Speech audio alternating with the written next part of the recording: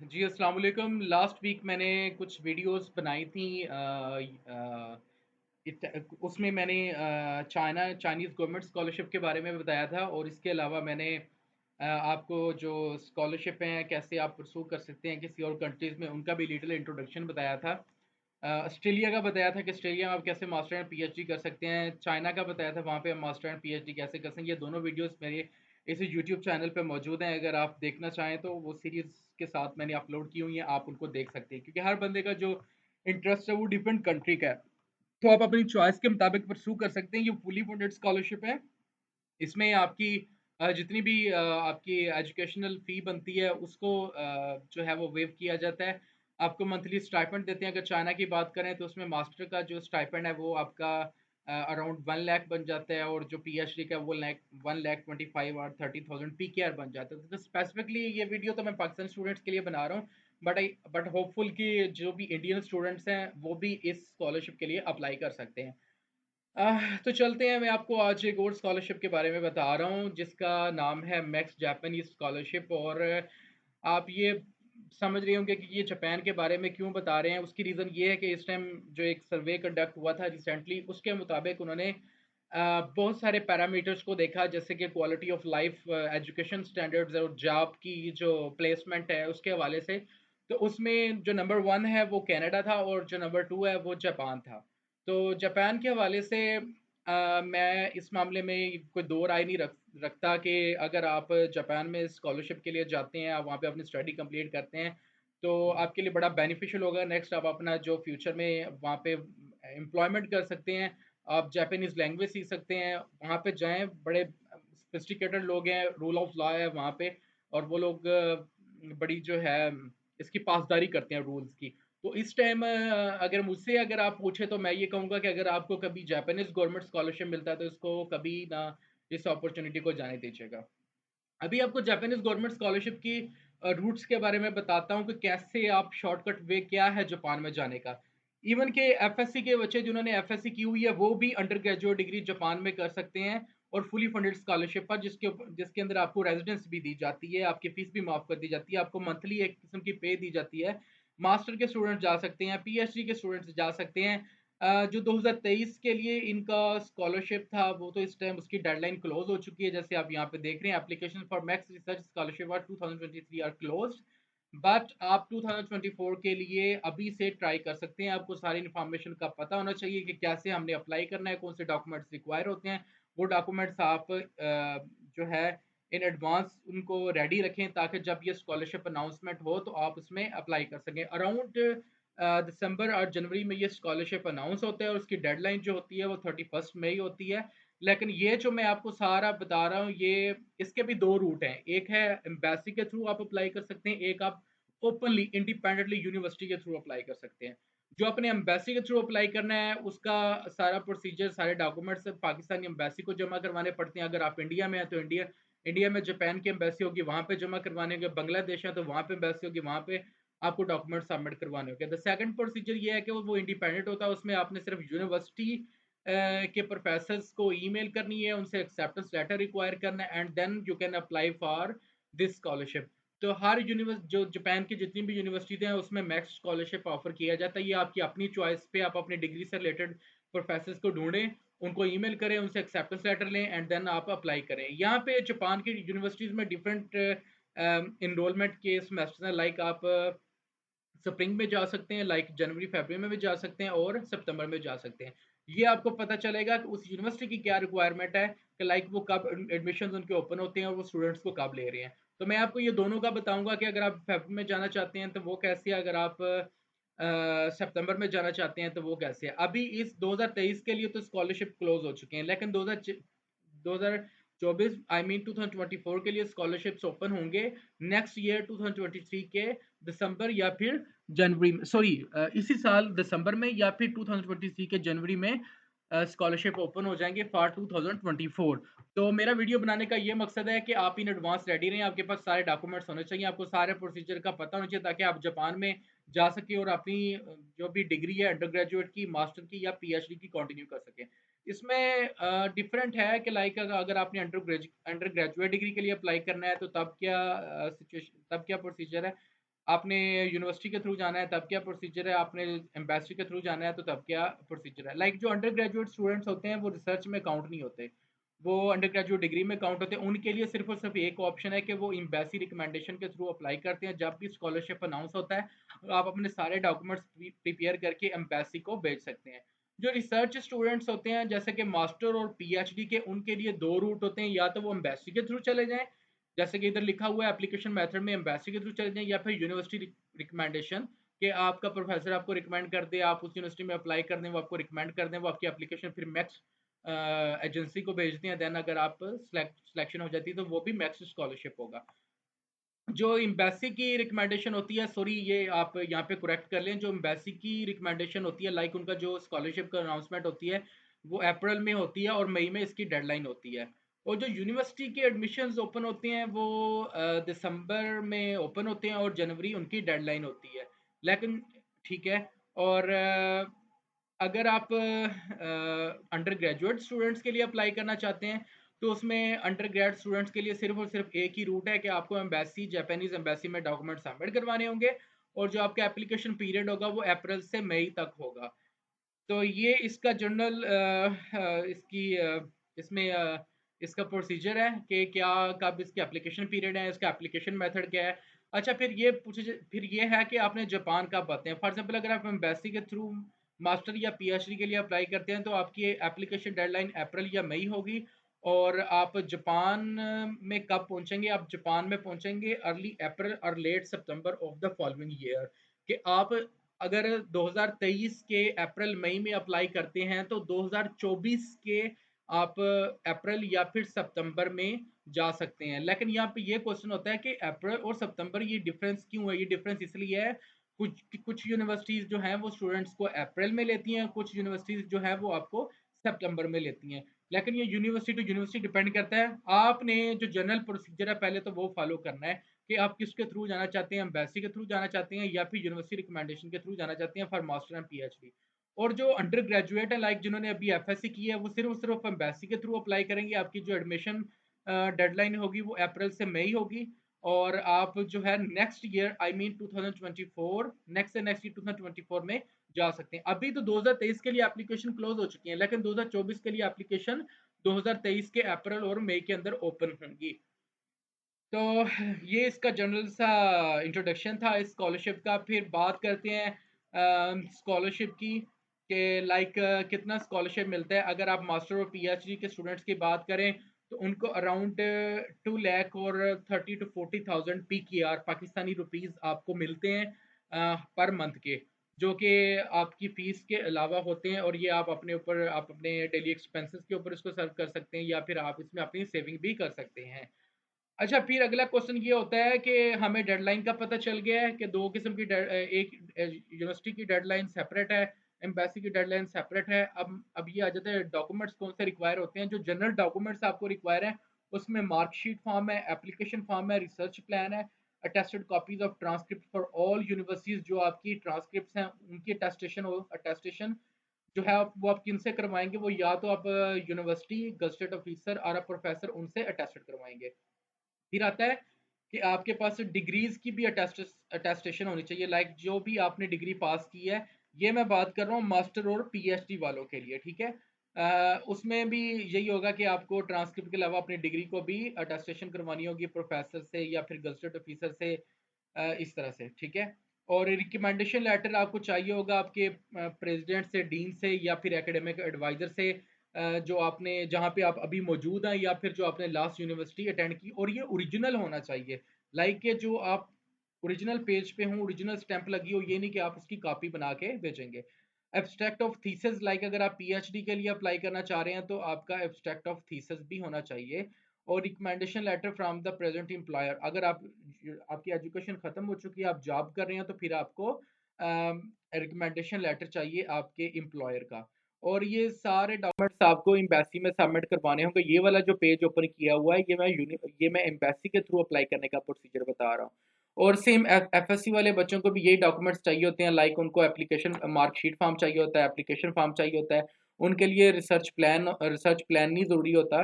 Attested copies of transcript, like जो FSc की आपका रिजल्ट कार्ड है वो उसकी वो चाहिए होगा। और जो उसका जो आपका फाइनल डिग्री आ जाएगी जिसको हम सनद कहते हैं उर्दू के अंदर, वो आपको चाहिए होगी और इनकी अटेस्टेशन भी आपको करवानी होगी। वो अटेस्टेशन कहाँ से होगी? वो अटेस्टेशन गज़टेड ऑफिसर से या प्रोफेसर से या फिर यूनिवर्सिटी वालों से होगी।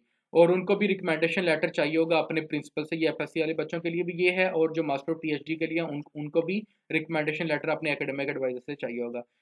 थीसिस जो है वो सिर्फ सिर्फ पीएचडी के लिए, मास्टर अगर आप पीएचडी रिसर्च डिग्रीज होती हैं, अगर आप मास्टर और पीएचडी के लिए जा रहे हैं तो आपको अगर पीएचडी के लिए जा रहे हैं तो आप अपना मास्टर का थीसिस जमा करवाएंगे। और जो रिसर्च प्लान है वो दोनों को ही सबमिट करवाना पड़ेगा। अगर आप मास्टर के हैं या पीएचडी हैं, दोनों को रिसर्च प्लान सबमिट करवाना पड़ेगा।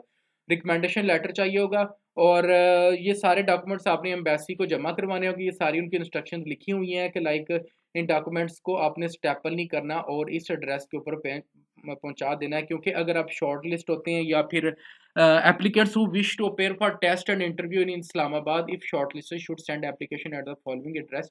अगर आप इस्लामाबाद के लिए इस्लामाबाद में टेस्ट देना चाहते हैं या इंटरव्यू देना चाहते हैं तो फिर इस एड्रेस पे आप सारे डॉक्यूमेंट्स भेजें। अगर आप कराची, बलूचिस्तान या कोयटा में टेस्ट के लिए अपेयर होना चाहते हैं या इंटरव्यू के लिए, फिर आपने इस एड्रेस के ऊपर अपने डॉक्यूमेंट्स भेजने होंगे। वो साथ में ये भी कहते हैं कि डॉक्यूमेंट्स जो एप्लीकेशन होती हैं हर साल बहुत ज़्यादा होती हैं, तो हम आपको जो आपकी रिसिप्ट कंफर्मेशन है, लाइक हम आपको एक्नॉलेज नहीं करेंगे, इस चीज़ का एक्नॉलेज नहीं करेंगे कि आपके डॉक्यूमेंट्स पहुंच चुके हैं। ऑब्वियसली जब आप डॉक्यूमेंट्स भेजेंगे तो वो उनके पास पहुंच ही जाएंगे। तो ये जितने भी डॉक्यूमेंट्स यहाँ पे रिक्वायर हैं जो मेन है, जैसे मार्कशीट फॉर्म है, एप्लीकेशन फॉर्म है, रिसर्च प्लान है, या रिकमेंडेशन लेटर का क्या फॉर्मेट होता है, यहाँ पे उनकी नेक्स्ट वेबसाइट है, ये भी मैं डिस्क्रिप्शन सेक्शन में अपलोड कर दूंगा। वहाँ पे उन्होंने हर चीज़ लिखी हुई है कौन कौन से डॉक्यूमेंट्स चाहिए होंगे। जैसे कि ये एम्बेसी रिकमेंडेशन प्रोसीजर है, उसके अंदर उन्होंने सारा कुछ लिखा हुआ है कि एप्लीकेशन फॉर्म्स कौन से हैं। एप्लीकेशन फॉर्म चाहिए आपको, प्लेसमेंट प्रेफरेंस एप्लीकेशन फॉर्म चाहिए, field of study and research plan चाहिए, सर्टिफिकेट ऑफ हेल्थ चाहिए, रिकमेंडेशन लेटर सैंपल चाहिए। इनकी जो वन बाय वन मैंने नेक्स्ट पीडीएफ में ओपन किया हुआ है, लाइक ये जो डॉक्यूमेंट है इसका भी मैं इन सब के मैं जो डिस्क्रिप्शन में ये इनके लिंक डाल दूंगा, आप उधर से देख लीजिएगा।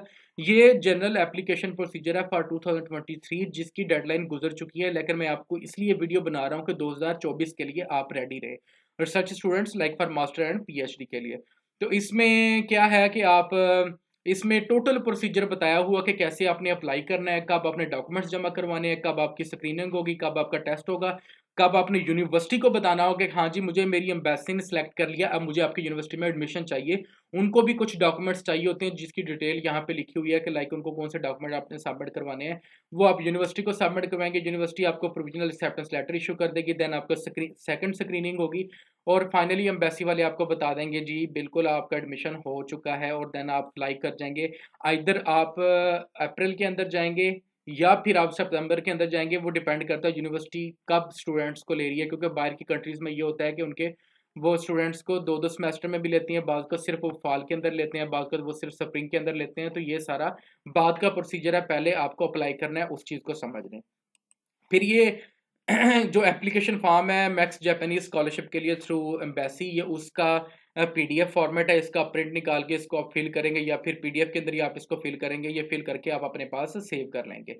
फिर उसके बाद उन्होंने ये प्लेसमेंट प्रेफरेंस एप्लीकेशन फॉर्म है कि लाइक आप किस यूनिवर्सिटी में जाना चाहते हैं।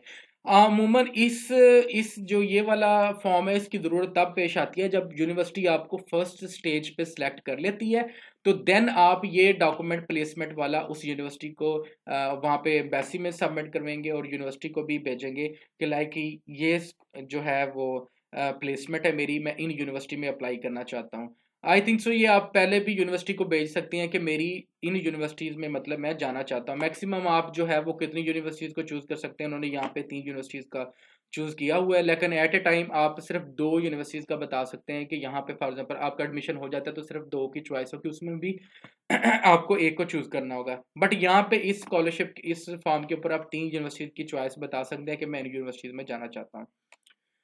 और ये जापानीज़ गवर्नमेंट स्कॉलरशिप का रिकमेंडेशन फॉर्म है, लाइक रिकमेंडेशन लेटर अगर आपने बनवाना है, आइदर अगर आप स्टूडेंट हैं तो ये आपको आपकी यूनिवर्सिटी के प्रोफेसर, एकेडमिक एडवाइज़र या फिर यूनिवर्सिटी का जो कंसर्न पर्सन है, अमूमन आपके एकेडमिक एडवाइज़र ही होते हैं जिन्होंने आपको अंडर ग्रेजुएट की डिग्री में पढ़ाया होता है या फिर मास्टर की डिग्री में आपको पढ़ाते हैं, वो आपका ये फॉर्म फिल करेंगे। अगर आप यूनिवर्सिटी में नहीं है, आप करंटली कोई जॉब कर रहे हैं, तो फिर ये आपका एम्प्लॉयर फिल करेगा, लाइक जो आपका बॉस होगा।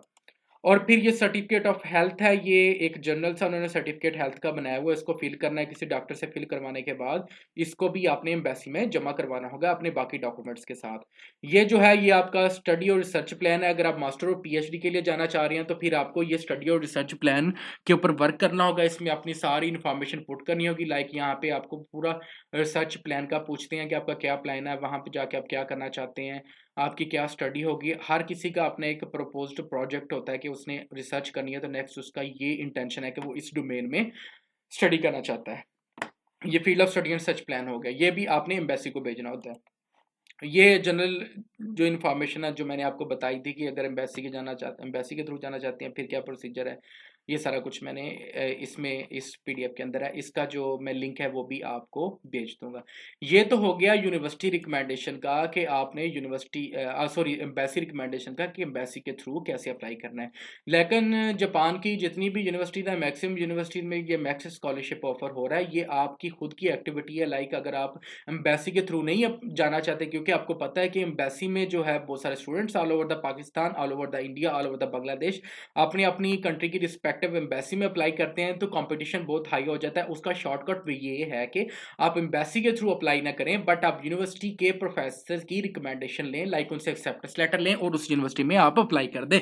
इसके लिए आपको किसी किस्म के इंग्लिश प्रोफिशिएंसी लाइक आइल्स की जरूरत नहीं होती। ठीक है, ये बड़ी अच्छी चीज़ है। बाज़ का स्टूडेंट्स डर रहे होते हैं, और फिर उसके बाद जापान का स्टैंडर्ड भी है एजुकेशन का, तो आप यहाँ पे बगैर आर्ट्स के जा सकते हैं। अगर आप वहाँ पे स्कॉलरशिप हो जाता है तो आपको पहले इनिशियल जापानीज़ लैंग्वेज की क्लासेस भी दी जाती हैं, और उसके बाद जब आपकी डिग्री कंप्लीट हो जाती है वहाँ पे जॉब भी कर सकते हैं। वहाँ पे जॉब जो है अनएम्प्लॉयमेंट का इतना इशू नहीं है, जॉब मिल जाती है अगर हम ट्राई करें। तो इसमें ये जो मैंने लिंक ओपन किया हुआ है ये school of science the university of Tokyo है।